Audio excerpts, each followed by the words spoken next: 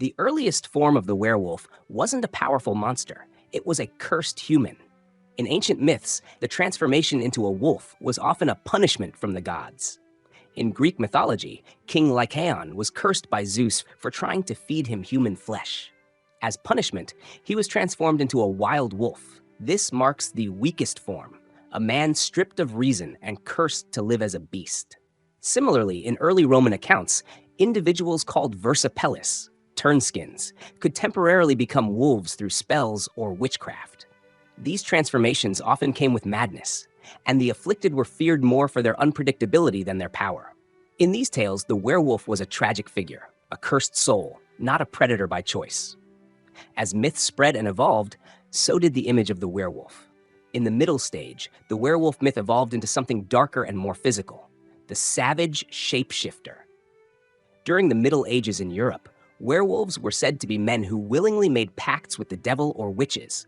In Norse mythology, Ulfhednar were berserk warriors who wore wolf pelts into battle, believed to channel the wolf's spirit. Though not true werewolves, they embodied the spirit of the wolf, fighting with savage strength and believed to be possessed by the animal's soul. Unlike the cursed form, these werewolves had control. They were brutal fighters, feared for their inhuman strength, speed, and fury. In French and Slavic folklore, werewolves, loup-garou or velkodlak, hunted under the full moon, attacking villages or becoming guardians of hidden treasures.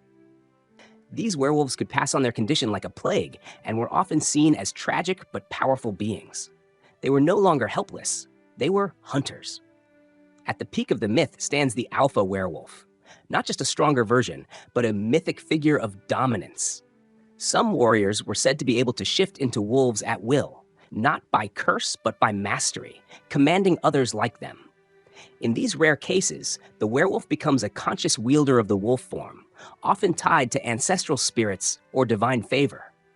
Unlike the modern werewolf trope, mythology does not describe a single global ruler of werewolves, but it does present the idea of chieftains, alphas, or spirit leaders who guide others, like the wolf warrior cults devoted to Odin.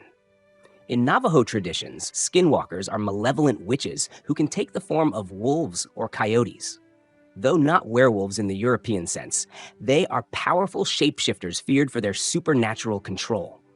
The alpha werewolf, in myth, is the one who controls the curse, not the other way around.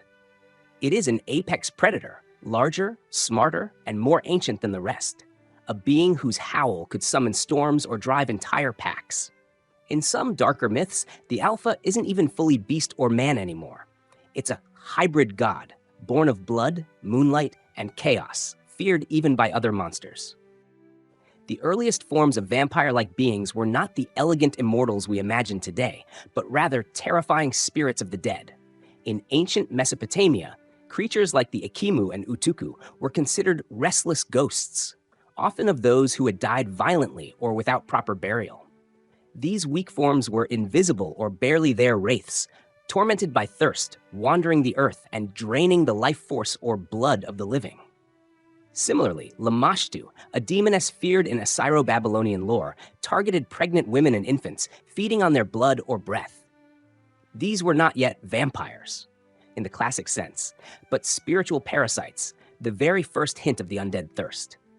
As vampire folklore matured across cultures, these beings took on physical form. This marked the middle stage, the undead revenant. In Romania, the Strigoi and Strigoica were corporeal vampires, once human, now risen from the grave to haunt the night and feed on blood. In China, the Jiangshi was a hopping corpse draining qi, life energy. The Norse Draugr were warriors who returned from death with immense strength and an insatiable hunger.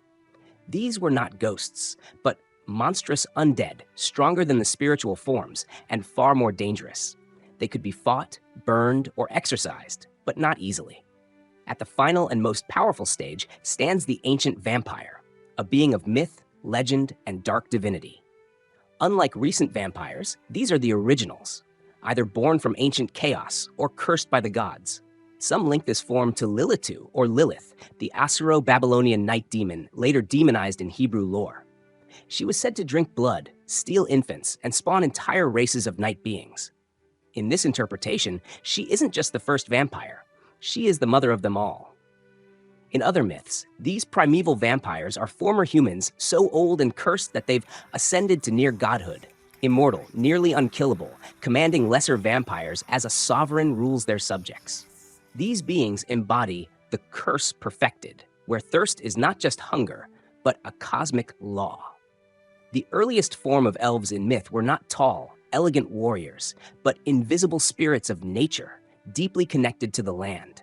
In Old Norse mythology, these were the Alfar, supernatural beings often linked to fertility, health, and the unseen world. The weakest form was the Ljusalfar, or light elves, described in the Prose Edda by Snorri Sturluson. These elves lived in Alfheimr, a realm of light, and were said to be fairer than the sun. They weren't yet godlike, but functioned as radiant, benevolent nature spirits, more ethereal than physical, and often helping crops grow or healing humans from afar. As myths expanded, the Alfar gained greater powers and closer ties to divinity. In Germanic and Anglo-Saxon folklore, elves were feared and revered. They could heal or harm. The middle form became more human-like and magically adept, beings who could cause elf-shot illnesses, control dreams, or bless people with beauty or madness. They were not immortal, but long-lived, powerful, and increasingly woven into tales involving humans. Elves began to appear in royal courts, occasionally marrying humans or guiding heroes. Their magical abilities grew: shape-shifting, prophecy, weather control, and mastery of craft, such as forging weapons and runes. At their most powerful, high elves became nearly divine beings, often indistinguishable from gods. In Norse myth, the light elves became closely tied to Vanir gods, fertility deities like Frey, yet who was given Alfheimr as a teething gift, hinting at an ancient connection between elves and divine rulers. These high elves represent the final evolution, shining immortals of radiant beauty, dwelling in heavenly realms, guarding cosmic balance, and capable of intervening in fate. Unlike their earlier forms, these are no longer mere spirits of forest and field. They are timeless, celestial powers, second only to the gods, and sometimes mistaken for angels or star-born beings in later Christianized folklore. In Japanese folklore, oni are monstrous ogres or demons known for their savage strength, wild appearance, and association with chaos or punishment. These spirits are often depicted with horns, sharp claws, and wild hair, wielding iron clubs, kanabo. A typical oni is considered a destructive supernatural being, sometimes born from the spirits of the wicked or from malevolent energy. They serve as both folkloric villains and cautionary symbols in myths, haunting mountains, storming through hellish realms, or acting as punishers of sin. However, some oni grow far beyond their savage roots. When oni gain immense power, wisdom, or even spiritual roles, they ascend to a higher class known as Kijin, or Kijin, meaning oni god or fierce deity. In Buddhist-influenced Japanese myth, this title is used for wrathful guardian spirits or fierce protectors, still terrifying, but with divine-like presence. Famous legendary figures like Shutendoji and Otakemaru are not mere ogres. They are Kijin, demonic kings ruling over hordes of lesser oni, feared even by samurai and gods. These beings blur the line between yokai, spirits, and kami, gods, making them powerful mythic forces. At the pinnacle of this demonic hierarchy stands the Oni King, a sovereign Kijin sometimes referred to as an Onigami, Kueishen or Kueishamsen, or demon god. While there is no concept of a completely divine Omega Oni, these demon kings represent the peak of Oni evolution, godlike tyrants or protectors, depending on the tale. In myth, defeating a Kijin was considered a heroic feat worthy of epic ballads, as they embodied ultimate supernatural power, often controlling entire domains of spirits or terrorizing human realms until stopped by divine warriors or legendary heroes. The journey of the fox spirit, or kitsune, begins at its weakest form, as a regular wild fox.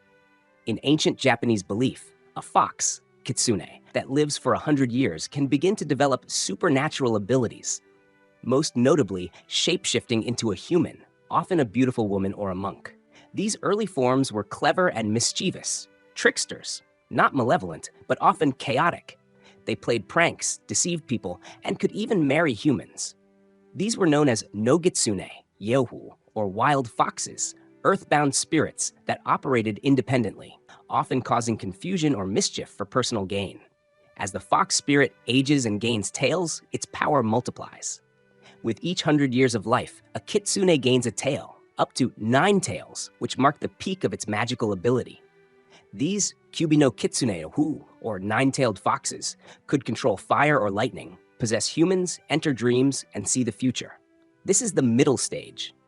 The fox is now immortal, wise, and nearly divine, often serving as a messenger of the god Inari, the deity of rice, prosperity, and fertility. These foxes were revered, especially the white-furred ones, seen as symbols of good fortune and divine will. The final form is the tenko, tenwu, literally heavenly fox. This is the celestial fox, a being that has transcended both mortal and spirit realms. In Japanese esoteric traditions and Shinto belief, a fox becomes a tenko after centuries. Some legends say 1,000 years of spiritual refinement, devotion, or service to the gods. A tenko is no longer bound to earthly mischief or even Inari's shrine. It is a divine being, capable of flying, glowing with radiant light, and wielding limitless magical power. Some stories describe tenko descending from the heavens as glowing orbs. Others claim they can ascend to become kami, gods, themselves. From cunning woodland tricksters to nine-tailed sages, and finally to celestial, godlike entities, the kitsune's journey mirrors a path of spiritual evolution, from chaos and instinct to enlightenment and divinity. The tenko represents not just power, but wisdom, balance, and the potential for transcendence in Japanese myth. The idea of the lich doesn't appear by name in ancient mythology, but its roots are deeply embedded in real-world beliefs about necromancers, death magic, and undead sorcerers. The weakest form of this archetype begins with the mortal magician, a human being who seeks forbidden knowledge to extend life or defy death. In myths across the world, sorcerers, shamans, or warlocks who meddled in death magic were feared. In ancient Egypt, priests who misused funerary rites could be cursed themselves. In Babylonian texts, figures who tried to bind the dead or call spirits were warned that the dead could consume their soul in turn. These were still mortal spellcasters, but their hunger for immortality or dominion over the dead marked the first stage. The middle form is the undead sorcerer, a being who died, but through dark rites returns as a conscious, willful undead. This is where the concept of the lich crystallizes. In Slavic and Norse traditions, there are tales of necromancers who return from death not as mindless corpses, but as undead magicians still bound to their will and knowledge. Some Icelandic sagas tell of powerful dead who guarded treasure and cursed land, unable to rest due to their obsession with power. These beings are not ghosts, but decayed corpses with intelligence fueled by magic. They're no longer human, but they remember what it was like. The Arch-Lich is the final Leonor Alpha form, the pinnacle of undeath and sorcery, a master who has perfectly fused consciousness, corpse, and magic into an eternal, unrotting will. While the name Lich is modern, popularized by 20th century fantasy, the concept mirrors ancient fears of sorcerer kings who conquered death. The phylactery, a magical object used by fantasy liches to store their soul, echoes real-world magical practices where items like amulets, spirit jars, or inscribed bones were believed to hold a person's essence. An arch-lich is no longer bound by time, age, or even the decay of the body. It rules with ancient wisdom, deathless patience, and often commands armies of the dead. In this form, the magician has become a god of undeath, feared even by demons and other sorcerers. The origins of demons trace back to the fall of angels in Abrahamic tradition. The weakest form of demon begins with disobedient spirits, angels who defied God's will and were cast out of heaven. These fallen beings were stripped of divine grace, becoming the first demons. Among them are lesser spirits like imps, minor tempters, or demons that whisper doubts and deceive humankind. These spirits, though once celestial, are now fragmented shadows of their former selves, messengers of corruption rather than light. Their power is minimal, used mostly to tempt, trick, or torment humans, often operating in secret and relying on influence rather than force. The intermediate stage introduces the demon lords, powerful figures found in grimoires and demonologies across Christian and Jewish traditions. These include names like Asmodeus, lust, Belial, worthlessness, Beelzebub, gluttony or pride, Leviathan, envy, and Mammon, greed. Often tied to the 7 deadly sins, these beings are kings, dukes, or princes of hell, each ruling legions of lesser demons. They are intelligent, cunning, and vastly more dangerous. In texts like the Lemegeton and Ars Goetia, their ranks are meticulously organized, showing a hierarchy of evil that mirrors heaven's angelic order. They may not rule all of hell, but they are its most feared generals, masters of deception, destruction, and dark knowledge. At the highest level stands Lucifer himself. Originally the brightest archangel, his name means light bringer in Latin. But after his rebellion, driven by pride and a refusal to bow, he was cast from heaven and became Satan, the adversary. In this final form, he is no longer just a demon, but the source of demonic power, the supreme rebel and corrupter. In Christian tradition, Lucifer becomes the king of hell, sometimes called Shaitan in Islamic texts. He is the ultimate archdemon, not born evil, but made so through cosmic defiance. Even the archangel Michael, heaven's warrior, must confront him directly, showing that his power rivals that of heaven's greatest. From a mere rebellious spirit to the sovereign of all evil, the archdemon embodies the fall from divine glory to ultimate darkness. In myth and legend, humans are often seen as fragile and fleeting, mortal beings with short lives, no innate magic, and no divine blood. Yet among all races in mythology, it is humanity that holds the greatest hidden strength, limitless potential. The human hero begins not with power, but with struggle. Weak in body compared to monsters and gods, and often born into hardship, the earliest form of the hero is a common person with no fame, fortune, or favor, only the seed of courage in their heart. From ancient epics to local folklore, mythological heroes like Odysseus, Sigurd, Beowulf, and Mulan started their journey not as champions, but as ordinary people, soldiers, hunters, wanderers, or even outcasts. They were not chosen by fate, but shaped by trials.